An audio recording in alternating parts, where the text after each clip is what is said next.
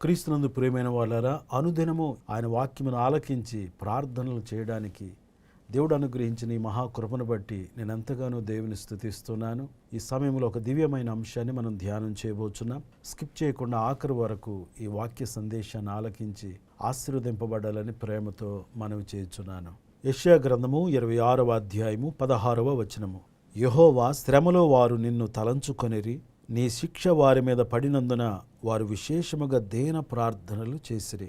శ్రమలు కష్టాలు ఎదురైనప్పుడు దేవుని ప్రజలు దేవునిని తలంచుకున్నట్లుగా వాక్యములో మనము చూస్తున్నాం. వారు దీన ప్రార్థనలు చేసినట్లుగా వాక్యం సెలవిచ్చుచున్నది. మనకెదురవుతున్న శ్రమలలో, కష్టాలలో, ఇరుకులలో, ఇబ్బందులలో మనము దేవునిని తలంచుకొనవలసిన వారిగా మనమున్నాం. తలంచుకొనుము అనే దివ్యమైన అంశాన్ని ఈరోజు మనం ధ్యానం చేస్తున్నాం. మన ధ్యానాంశంలో మొదటి మాట, ఆయనను తలంచుకొనుడి అనగా దేవునిని తలంచుకొనుడి. మన కష్టాలలో, మన శ్రమలలో, మన ఇరుకులలో, ఇబ్బందులలో మనము సృష్టికర్త అయిన దేవునిని మనము తలంచుకోవాలి. మనకు సహాయము చేసే దేవునిని మనం తలంచుకోవాలి. మన శ్రమలలో నుండి మనల్ని విడిపించే దేవుడు, తప్పించే దేవుడు, రక్షించే దేవుడు ఆయనే గనుక ఆయనను మనము తలంచుకొనవలసిన వారిగా ఉన్నాం. 40వ కీర్తన 17వ వచనములో, నేను శ్రమల పాలై దీనుడనైతిని, ప్రభువు నన్ను తలంచుకొనుచున్నాడు. నాకు సహాయము నీవే, నా రక్షణకర్తవు నీవే. నా దేవా, ఆలస్యము చేయకుము. కీర్తనకారుడైన దావీదు శ్రమల పాలైనప్పుడు ఆ శ్రమలు అతనికి దీనత్వమును నేర్పించినట్లుగా మనం చూస్తున్నాం. శ్రమల పాలై దీనుడనైతిని అంటున్నాడు.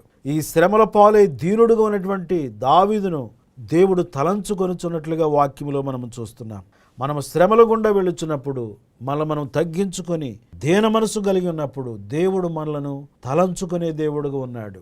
మనలను తలంచుకునే దేవునిని మనము తలంచుకోవాలని వాక్యం సెలవిస్తుంది. మనలను జ్ఞాపకం చేసుకునే దేవుడుగా ఆయన ఉన్నాడు. శ్రమలలో ఉన్నప్పుడు సాధారణముగా ఎవరు మనల్ని జ్ఞాపకం చేసుకోరు. అన్నీ ఉన్నప్పుడు మనతో అందరూ ఉంటారు. ప్రియులారా, ఏమీ లేకపోతే దరికి ఎవరు రారు. ధనము నీకుంటే అందరూ వస్తారు, దరిద్రుడవైతే దరికెవరు రారని భక్తుడు పాడుచున్నాడు. మనము శ్రమల పాలై దీనులుగా ఉన్నప్పుడు, కృంగిని స్థితిలో ఉన్నప్పుడు దేవుడు మనలను జ్ఞాపకం చేసుకునే దేవుడుగా ఆయన ఉన్నాడు.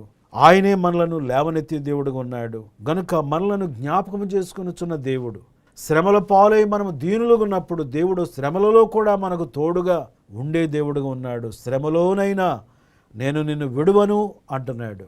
శ్రమలు వస్తే మనుషులు విడిచిపెట్టి వెళ్ళిపోతారు, కానీ దేవుడు విడిచిపెట్టే దేవుడు కాదు. ఆ శ్రమలలో దేవుడు మనకు తోడుగా అండగా నిలబడే దేవుడుగా ఉన్నాడు. మనల్ని విడిపించే దేవుడు, మనల్ని రక్షించే దేవుడు, మనకు సహాయం చేసే దేవునిని మనము తలంచుకొనవలసిన వారిగా, జ్ఞాపకము చేసుకునవలసిన వారిగా ఉన్నాం. ఇక మన ధ్యానంలో రెండవ మాట, ఆయన మాటలను తలంచుకొనుడి. శ్రమల గుండా, సమస్యల గుండా వెళ్ళుచున్నవా ప్రియ సహోదరుడా, సహోదరి, దేవుని మాటలను జ్ఞాపకము చేసుకునము. ఆయన మాటలను తలంచుకొనుడి. 119వ కీర్తన 95వ వచనము. నన్ను సంహరింపవలెనని భక్తిహీనులు నా కొరకు పొంచియున్నారు, అయితే నేను నీ శాసనములను తలపోయుచున్నాను. దావీదు మహారాజును సంహరించాలని భక్తిహీనులు పొంచియున్నారు. ఆయనను ఆ విషయాలు తలంచకుండా భక్తుడైన దావీదు దేవుని మాటలను, దేవుని శాసనములను, ఆజ్ఞలను తలపోయిచున్నట్లుగా వాక్యములో మనము చూస్తున్నాం. లూకాసు సువార్త 2వ అధ్యాయము 19వ వచనము. అయితే మరియ ఆ మాటలన్నీ తన హృదయములో తలపోసుకొనుచు భద్రము చేసుకొనెను. మరియ ప్రవక్తల ప్రవచనములు, దూత చెప్పిన మాటలు, గొర్రెల కాపరులు చెప్పిన మాటలను ఆమె తలపోసుకొనుచు తన హృదయములో భద్రము చేసుకొనెను. దేవుని మాటలను, ప్రవక్తల ప్రవచనాలు, గబ్రియేలు దూత చెప్పిన మాటలు, గొర్రెల కాపరులు చెప్పిన మాటలు తల్లి అయిన మరియ తన హృదయములో భద్రము చేసుకొనెను. ఆ మాటలనే తలపోయిచున్నది. దేవుని మాటలనే మనము ఆలోచించాలి. దేవుని మాటలనే మనము తలపోయాలి. ఆ మాటలనే మనము ధ్యానించాలి. మార్కు సువార్త 14:72లో, వెంటనే రెండవ మారు కోడి కూసెను గనుక కోడి 2 మార్లు కూయక మునుపు నీవు నన్ను ఎరుగనని ముమ్మారు చెప్పెదవని యేసు తనతో చెప్పిన మాట పేతురు జ్ఞాపకమునకు తెచ్చుకొని తలపోయిచు ఏడ్చెను. యేసు ప్రభు వారు ముందుగానే చెప్పారు, కోడి 2 సార్లు కొయ్యక మునుపు నీవు నన్ను ఎరుగనని ముమ్మారు అబద్ధాలు చెబుతావని యేసు ప్రభువారు చెప్పారు. యేసు ప్రభువారు చెప్పినట్టుగానే పేతురు యేసు ఎవరో నాకు తెలియదు అని అబద్ధములు పలికినట్లుగా వాక్యములో మనం చూస్తున్నాం. యేసు తనతో చెప్పిన మాటను జ్ఞాపకము చేసుకొని యేసు మాటను తలపోయొచ్చు పశ్చాత్తాపముతో ఏడ్చినట్లుగా, తన పాపములు ఒప్పుకున్నట్లుగా వాక్యములో మనము చూస్తూ ఉన్నాం. ప్రియులారా, యేసు మాటలు మనలో పశ్చాత్తాపము కలుగు చేస్తాయి. యేసు మాటలు మనలో పరివర్తన కలుగు చేస్తాయి, మార్పును తీసుకుని వస్తాయి. పేతురులో గొప్ప మార్పును యేసు మాటలు తీసుకుని వచ్చినట్లుగా మనము చూస్తున్నాం. యేసయ్య మాటలు సృష్టించే మాటలు, యేసయ్య మాటలు రక్షించే మాటలు, యేసయ్య మాటలు స్వస్థపరిచే మాటలు, యేసయ్య మాటలు జీవపు మాటలు, జీవింపచేయు మాటలు, బలపరిచే మాటలు, మనలను బాగు చేసే మాటలు. యేసు మాటలనే విందుముగాక, యేసు మాటలనే తలపోయుదుముగాక. యేసు మాటల ద్వారా మనము ఆశీర్వదించబడి అనేకులకు ఆశీర్వాద కారుకులుగా జీవించుదుముగాక. తలంచుకొనము అనే దివ్యమైన అంశాన్ని మనము ధ్యానం చేస్తున్నాం. దేవునిని తలంచుకొనండి, ఆయననే తలంచుకుందముగాక, ఆయన మాటలనే తలంచుకుందముగాక. ఇక మూడవదిగా ఆయన కార్యములను తలంచుకొనము. 105వ కీర్తన 5వ వచనములో, ఆయన దాసుడైన అబ్రహాము వంశస్థులారా, ఆయన ఏర్పరచుకొనిన యాకోబు సంతతి వార్లారా, ఆయన చేసిన ఆశ్చర్య కార్యములను జ్ఞాపకము చేసుకునుడి. యేసుక్రీస్తు ప్రభువారు ఆశ్చర్యకరుడుగా ఉన్నాడు. ఏలయనగా మనకు శిశువు పుట్టెను, మనకు కుమారుడు అనుగ్రహింపబడెను, ఆయన భుజము మీద రాజ్యభారముండును. ఆశ్చర్యకరుడు, ఆలోచనకర్త, బలవంతుడైన దేవుడు, నిత్యుడగు తండ్రి, సమాధానకర్తేగు అధిపతి అని ఆయనకు పేరు పెట్టబడును అని వాక్యము సెలవిచ్చుచున్నది. ఆశ్చర్యకరుడుగా ఉన్నాడు. ఆయన జననము ఆశ్చర్యము, ఆయన జీవితము ఆశ్చర్యము, ఆయన మాటలు ఆశ్చర్యము, ఆయన కార్యములు ఆశ్చర్యము.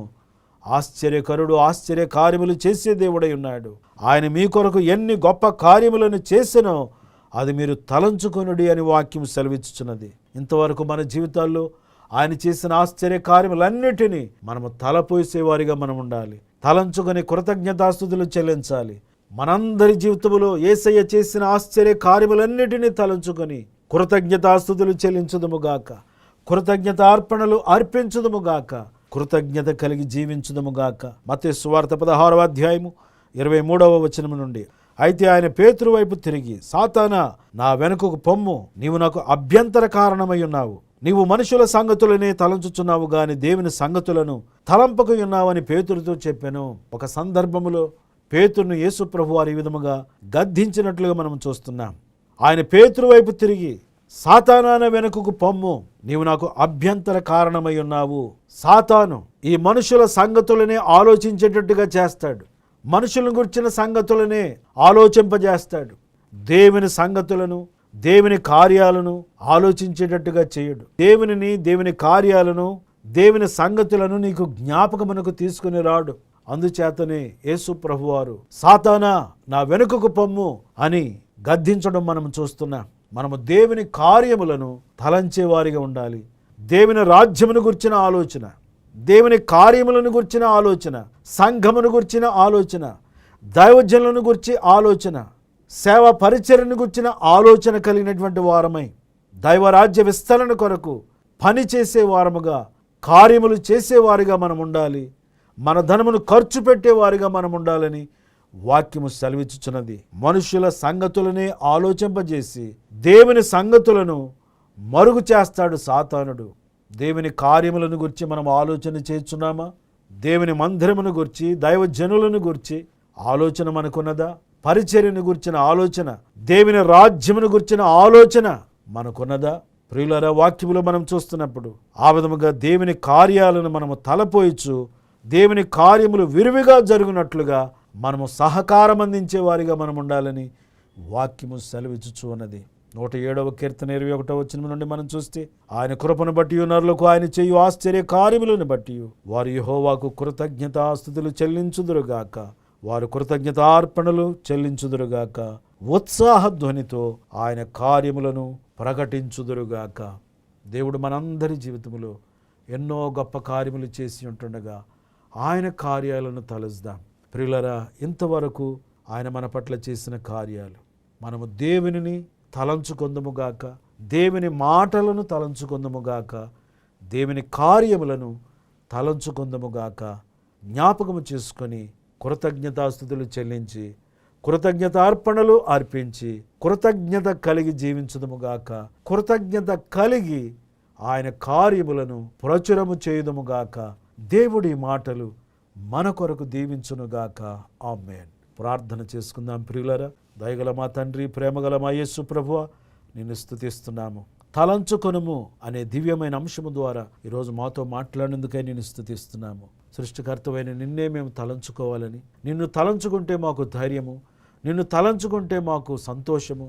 పాపాత్ములు నీకు వ్యతిరేకముగా చేసిన తిరస్కారమంతయు ఓర్చుకొనిన నిన్ను మేము తలంచుకోవాలని మీరు మాతో మాట్లాడారు. నిన్ను తలంచుకుంటే ఓర్పు, సహనము, ప్రేమ, దయ ఏ విధంగా కలిగి ఉండాలో మేము నేర్చుకుంటాం. సహనము కలిగి ఉంటాం. నిన్ను తలంచుకుంటే ధైర్యము కలిగి ఉంటాం. నిన్ను తలంచుకుంటే ప్రేమ కలిగి ఉంటాం, ఓర్పు కలిగి ఉంటాం. ప్రతి విషయంలో నిన్ను తలంచుకోవడానికి సహాయం చేయండి. నీ మాటలను తలపోయడానికి సహాయం చేయండి.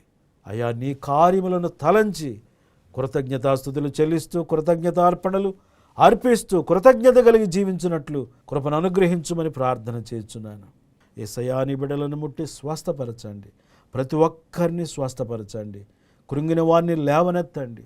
ఆర్థిక ఇబ్బందులతో నలిగిపోతున్న బిడ్డలకు ఆర్థికంగా అద్భుతాలు చేయమని ప్రార్థన చేస్తున్నాను. యేసయ్యా, నీకు వందనాలు. అధికారులందరి కొరకు ప్రార్థన చేస్తున్నాం. 2 తెలుగు రాష్ట్రాల కొరకు ప్రార్థన చేస్తున్నాం. భారతదేశం కొరకు ప్రార్థిస్తున్నాం. భద్రతా దళాల కొరకు ప్రార్థిస్తున్నాం. మీరు దీవించండి. ప్రపంచ దేశాలన్నిటి కొరకు ప్రార్థిస్తున్నాం. దేశ సరిహద్దులలో సమాధానము కలుగు చేయము. యెరూషలేము క్షేమము కొరకు ప్రార్థన చేస్తున్నాము. ఇజ్రాయేలు క్షేమం కొరకు ప్రార్థన చేస్తున్నాం. గొప్ప సమాధానము కలుగు చేయమని ప్రార్థన చేస్తున్నాం. అన్ని విషయాలలో నీ కృప చూపించండి. ఏ సమస్యలు గుండా నీ బిడ్డలు వెళ్ళుచున్నారో వారి సమస్యలన్నీ తొలగించండి ప్రభువా. నిశ్చయముగా మమ్ములను, మా కుటుంబాలను దీవించండి. మా సంఘాలు దీవించండి. మా ప్రజలను దీవించండి. యేసయ్యా, నీకు వందనాలు. ప్రతి ఒక్కరికి రక్షణ, శాంతి, సమాధానము కలుగు చేయమని క్రీస్తు యేసు పరిశుద్ధమైన నామములో ప్రార్థన చేసి అడుగుచున్నాను తండ్రి. ఆమేన్. ఇప్పుడు మన పరమ తండ్రి అయిన దేవుని ప్రేమ, కుమారుడైన యేసు క్రీస్తు వారి కృప, పరిశుద్ధాత్మ దేవునికి ఎడతగిన సన్నిధి, సహవాసము, ఆదరణ, ఆనందం ఇక్కడ చేరిన మనందరికీ, సకల లోకములు ఉన్న సకల పరిశుద్ధులకు, సంఘమునకు సదా తోడై నడిపించునుగాక. ఆమేన్. ఆమేన్. ప్రైజ్ లార్డ్ అండి. అందరికీ వందనాలు. ఈ ఉదయకాల సమయంలో ఆయన వాక్యమును ఆలకించి ఈ ప్రార్థనలో ఏకీభవించిన మీ అందరికీ మరొకసారి ప్రత్యేకంగా వందనాలు తెలియజేస్తున్నాను. దేవుడు మనలను, మన కుటుంబాలను సమృద్ధిగా ఆశీర్వదించునుగాక. ఆమేన్.